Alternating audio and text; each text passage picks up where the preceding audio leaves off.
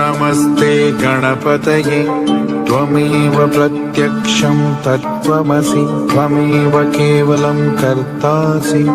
त्वमेव केवलं धर्तासि त्वमेव केवलं हर्तासि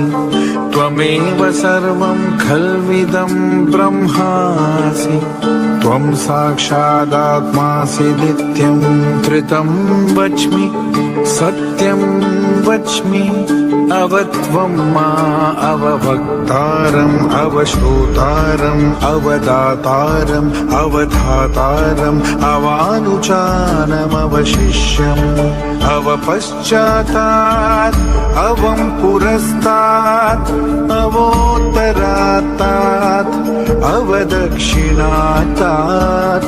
अवचोर्ध्वात्तात् अवोदरात्तात् सर्वतो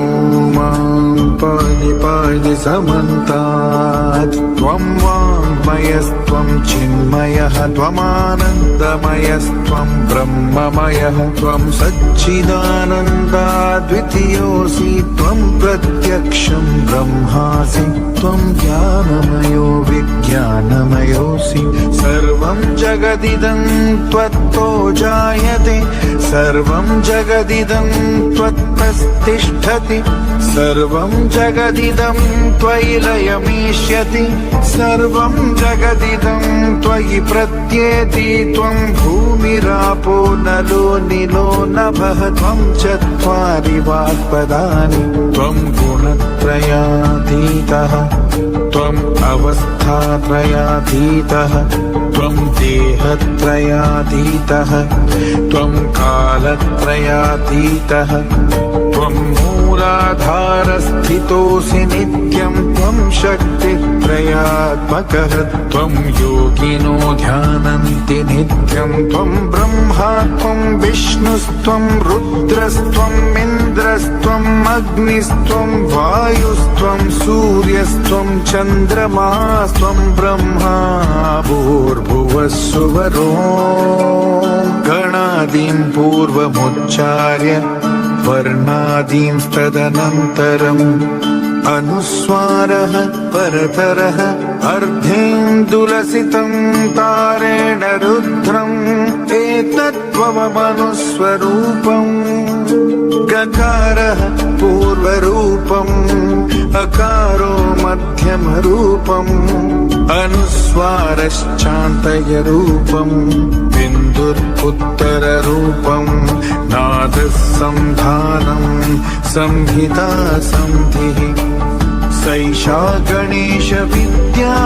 गणनायकर्षिः निश्चृद्गायत्री छन्दः गणपतिदेवता ॐ गङ्गणपतये नमः एकदन्ताय विद्महे वक्रतुण्डाय धीमहि तन्नो दन्तिः प्रचोदयात् एकदन्तं चतुर्हस्तं पाशमङ्कुशधारिणं रदं च वरदं हस्तैर्बिभ्राणं मूषकध्वजं रक्तं लम्बोदरं शूर्पकर्णकं रक्तवाससं रक्तगन्धानुलिप्ताङ्गं रक्तपुष्पैः सुपूजितम्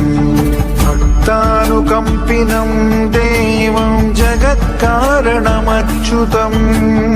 आविर्भूतं च सृष्ट्यादौ प्रकृतेः पुरुषात् परम्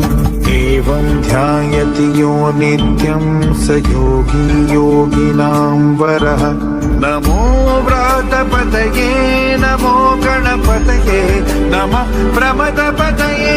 नमस्ते लम्बोदरायैकदन्ताय विघ्ननाशिने शिवसुताय वर्धमूर्तये नमः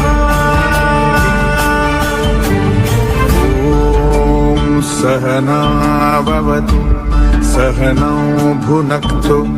सह वीर्यं करवावहै तेजस्विनावधीतमस्तु मा विद्विषावहै।